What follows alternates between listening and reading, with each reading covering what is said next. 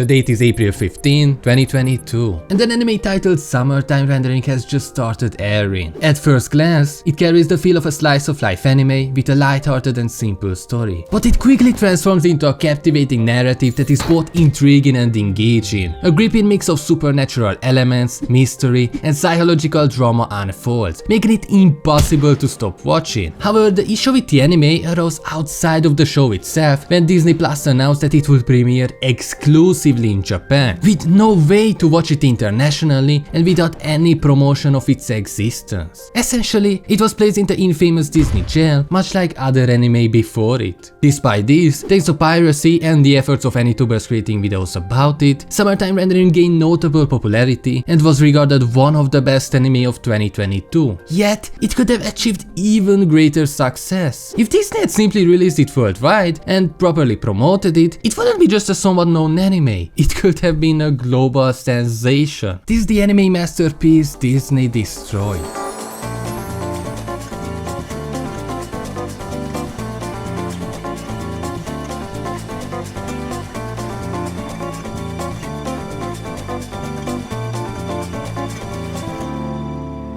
Ajiro Shinpei returned to his hometown of Hitogashima, a small island with a population of 700 in Wakayama City. For the first time in 2 years after hearing the news of his childhood friend, Ushio Kofune, who died trying to save a child but ended up drowning. As a child, Shinpei lost his parents and was raised by the Kofune family, becoming close to Ushio and Mio as though they were his own family. Despite the somewhat sad opening, the story starts fairly normal, with Shinpei rediscovering the island and reconnecting with people he hasn't seen in a long time. There are even a few comedic scenes, which oddly enough will become important later. As the day progresses and he attends the funeral, the atmosphere begins to feel tense and things seem increasingly out of place. People start acting strangely. The turning point comes when So, a good friend of Shinpei, calls to tell him that Ushio's death might have been a murder. They found strangulation marks on her neck, though the police ruled it as an accident. From this moment, the tone of the show shifts drastically, moving from a calm slice of life narrative to something much more unsettling. We start seeing strange clips, like Mio standing outside the house and staring at it, customers talking about how Shinpei was looking for someone, even though he has no memory of doing so, and the mysterious disappearance of an entire family, specifically the child Ushio saved. This is where we learn about the shadow sickness. As Mio and Shinpei start talking about what's going on, Mio mentions that a week before, Shiori, the little girl, started seeing a girl who looked just like her. At this point, a man named Kinjiro Nezu interrupts them, explaining that what she is describing is called shadow sickness. It's a term used to describe the eerie phenomenon when someone begins showing signs of being replaced or imitated by a shadow. Supernatural beings that can mimic the appearance, memories, and personalities of living humans. Once the shadow has copied someone, it can fully replace them, often leading to the original person's death. That's when Mio mentions that they also saw Ushio's shadow just before she died. Now, this is obviously a common folktale, and no one really believes it. The first episode ends with Mio and Shinpei heading to a shrine where they catch a glimpse of someone or something running. They can't identify it, but suddenly they hear gunshots. They find the woman bleeding from a wound, and as they try to help her, she gets shot again in the head, this time by none other than Mio's shadow. The shadow then shoots both the real Mio and Shinpei.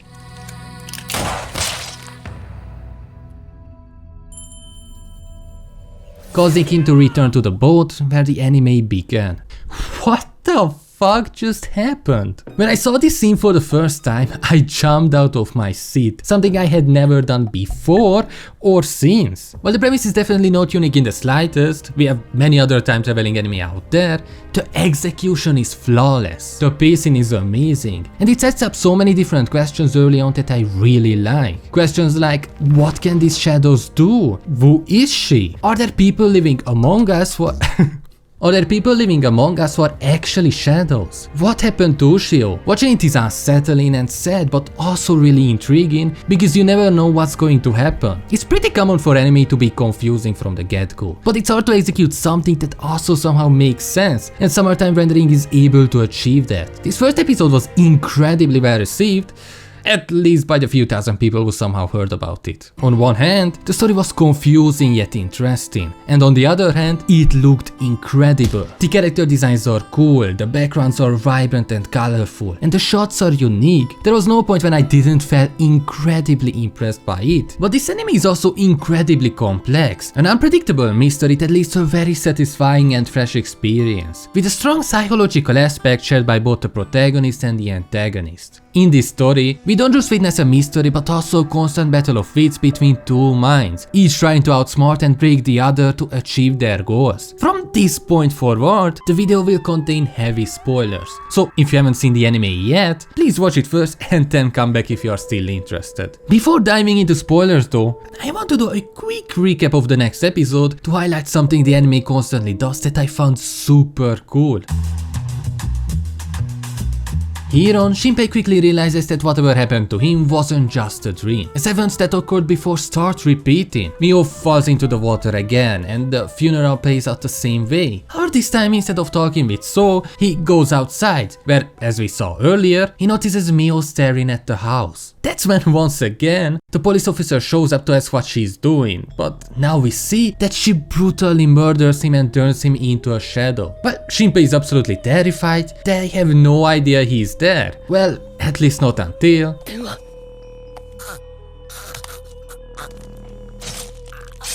he's back to where the story started. What I really love about this scene is how the author packs so much information into it, giving us plenty of clues to figure out a huge part of the mystery without explicitly stating it. For example, now we know that Mio and the police officer are shadows, and we've seen how shadows are created. We also understand that these shadows don't want to draw attention. They don't want to kill you in front of everyone, but rather replace you without anyone knowing. Although the most important revelation from this sequence is when they say Shinpei is already a shadow. Even more subtly, we notice that this new loop of Shinpei's begins slightly later than the previous two. What I love about this anime is that it's not just us piecing things together. Shinpei isn't a stupid character, which brings me to my favorite part of the series.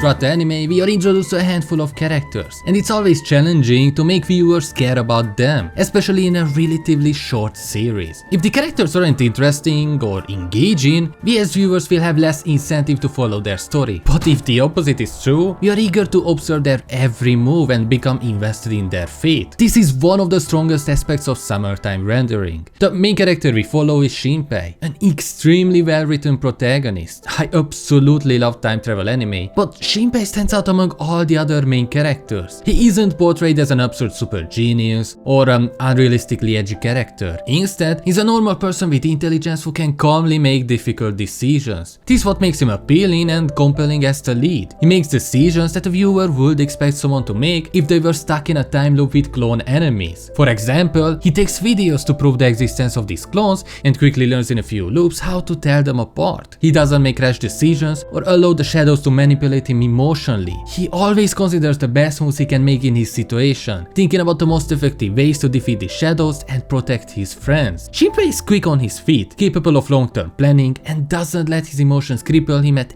every turn. He also, of course, finds himself trapped in a time loop, reliving the same period over and over with the goal of uncovering the truth and ending the cycle. What I truly love about him as a character is that he doesn't waste any moment. What we can figure out, he figures out too. As soon as he becomes aware of the loop, he immediately starts using it to his advantage, even if it sometimes feels like a mistake in hindsight. At some point, we believe he is making the best decision, which gives us a sense of satisfaction, making us feel like we are part of the story, solving the mystery alongside him. I also found it really cool how the author implemented time travel. While it's often an overpowered concept, we learn fairly early on that it has its limits. The show creates a tense atmosphere by restricting the time loop so that with each loop, the time window becomes shorter as it starts a little later. While Shinpei is the main character, he isn't alone in his journey. The show features a strong supporting cast, each with their own depth, motivations, and reasons for helping. First, the character we initially spend the most time with is Mio. She's Ushio's younger sister, an energetic, kind-hearted, and somewhat naive girl. Despite this, she's brave and deeply loyal to those she cares about. Initially, I didn't really like her. I found her to be more of a distraction, a character who felt like she was in the way and didn't quite match the intensity of the story. Compared to to the other characters, who had clearer motivations and were more seasoned, Mio seemed somewhat out of place. But as the series progressed, she really grew on me. Mio's development is one of the more subtle yet profound aspects of the show. As the story unfolds, we see Mio transform from this somewhat naive girl into someone who's far more mature and proactive. Her growth is organic and deeply tied to the events that unravel around her. The stakes are high, and she's forced to confront her fears, making tough decisions that would have been unimaginable for her at the start. She's no longer just following others, she's making her own choices, and in doing so, she becomes a key player in the story's progression. Also, her crush on Shinpei has to be the most painful thing in the show after the shadows. It's just so depressing to see her trying, but she just doesn't care at all. Now, the next character who plays an important role in the story is Hizuru, and let me tell you, she's one of the most badass female characters I ever seen. She's not just strong, she's intelligent, resilient, and deeply motivated by personal vendetta that makes her one of the most compelling characters I've ever seen. She's easily one of my favorite characters of all time, and also is the only popular clip from this anime.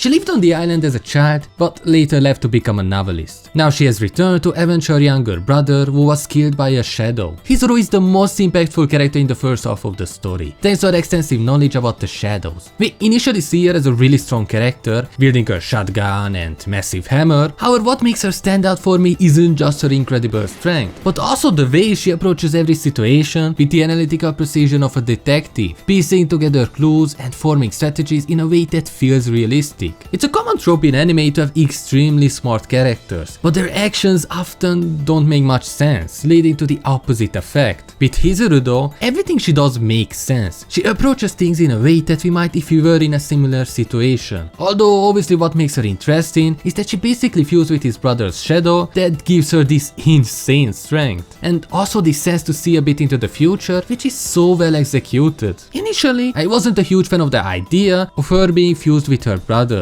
but looking back, their dynamic was really fun to watch. It adds a perfect contrast to her character, considering we see her as a calm and collected person, while her brother is anything but that. Now in the anime, there are technically two main characters only. One is obviously Shinpei, but the other isn't Mio or Hizuru. It's actually Ushio, the girl who died. I still remember checking my anime list after the first episode and being so confused about how she could be a main character if she's dead. Like many viewers, I initially assumed her role would be limited to flashbacks or brief appearances when Shinpei dies, serving as a haunting reminder of what was lost. But that quickly changed once we are introduced to Shadow Ushio. She's such a vibrant and endearing character, especially in comparison to the more serious and sometimes brooding cast around her. It's hard to find the right word to describe her, but she's such a bubbly character compared to the others. This type of character can be tricky to pull off. Too much and they can feel out of place or annoying, but too little and they might not leave a lasting impact. Ushio strikes that perfect balance. From the moment she reappears as a shadow, she's not just there to support the plot, she's there to light up every scene she's in, often stealing the show with her infectious energy and straightforward nature. What I really loved about Ushio is how open and determined she is from the start. She has this clear sense of purpose and isn't afraid to express exactly what she wants to do. Also, she's the perfect partner for Shinpei. Sorry, Mio? She was there at every moment when Shinpei needed someone to keep him from losing his mind, even if it sometimes felt a bit silly. She perfectly covers for Shinpei's weak points, creating a dynamic duo that's as effective in battle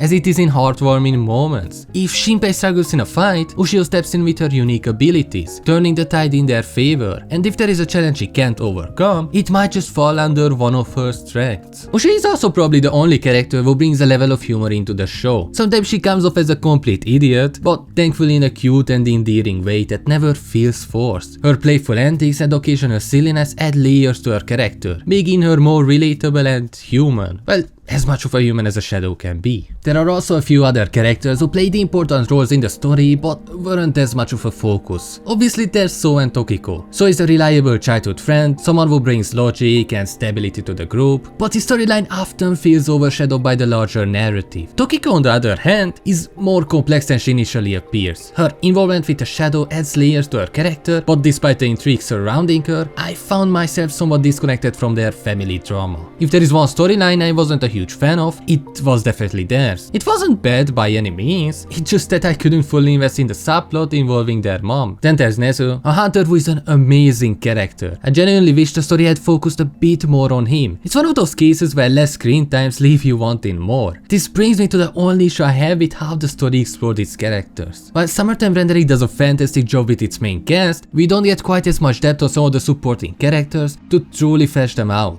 Not even the main character gets as much backstory as we'd like. For instance, Shinpei's past is touched on, but we don't delve as deeply into his story as one might expect for a protagonist. We see the impact of the island on him and his connection to Ushio and Mio, but the broader strokes of his life before returning to the island remain somewhat vague. However, despite this, the characters still feel like actual human beings in this story, not just random placeholders meant to spot exposition or get involved in tired anime tropes. The writer has done an impressive job making sure that even the characters who don't receive as much development still have moments that resonate. You can sense that they each have their own lives, histories, and motivations outside the immediate plot. They aren't just tools to move the story forward, they are integral parts of the world that makes the story feel alive. Now this is the point where I usually stop yapping about all the characters, but there is just another side of characters that I have to talk about.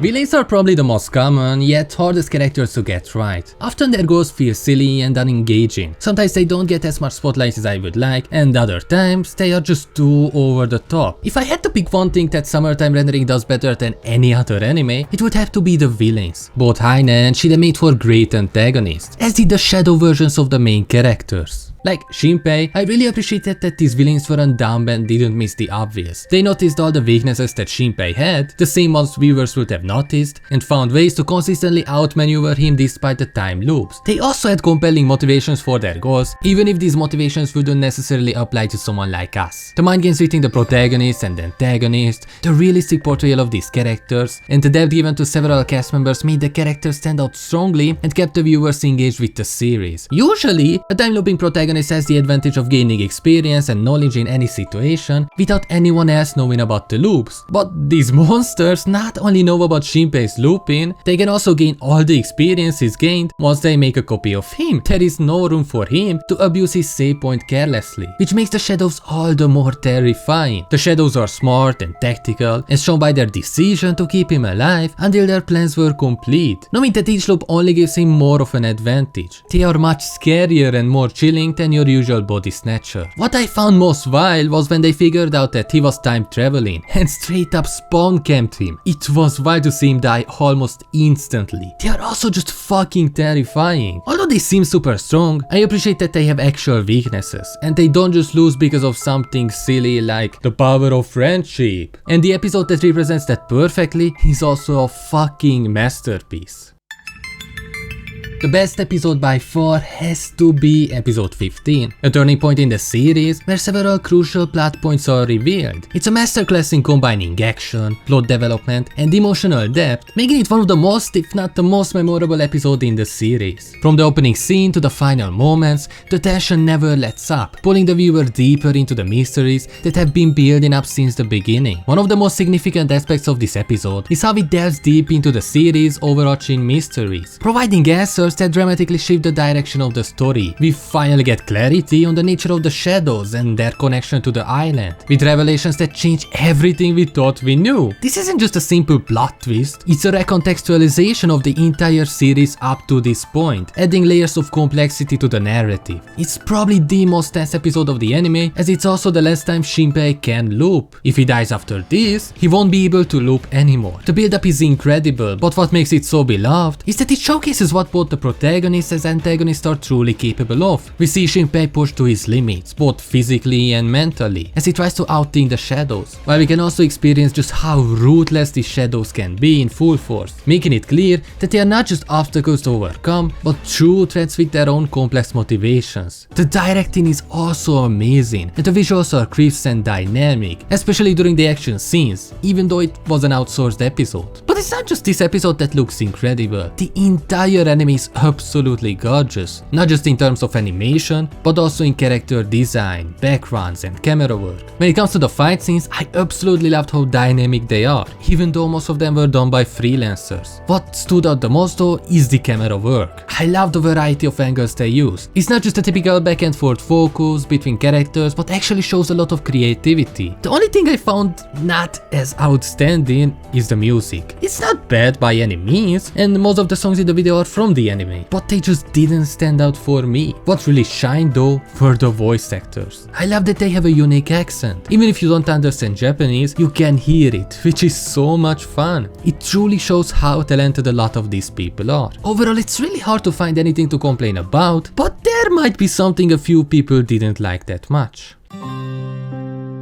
What surprised me the most while watching the anime was that it actually had a happy ending, which I did not expect but really appreciated. Obviously, like always, there's a vocal minority who disagreed. Personally, I couldn't think of a better ending. It's amazing to consider that we didn't have to wait years and years for this anime to end. It was 2 courses, 25 episodes, and the entire story was finished. Time loop stories are notoriously difficult to write, and they often leave viewers unsatisfied. It's extremely challenging to execute such tale well, with few or no complaints. I had a great time watching this series, and each episode left me eager to see more and more. This experience in my eyes is what made the show so memorable. I'm also curious about how you felt about it. If you have any thoughts, please leave a comment. If you want to see more videos like this where I talk about anime in more detail, please like and subscribe. See you next week. Goodbye.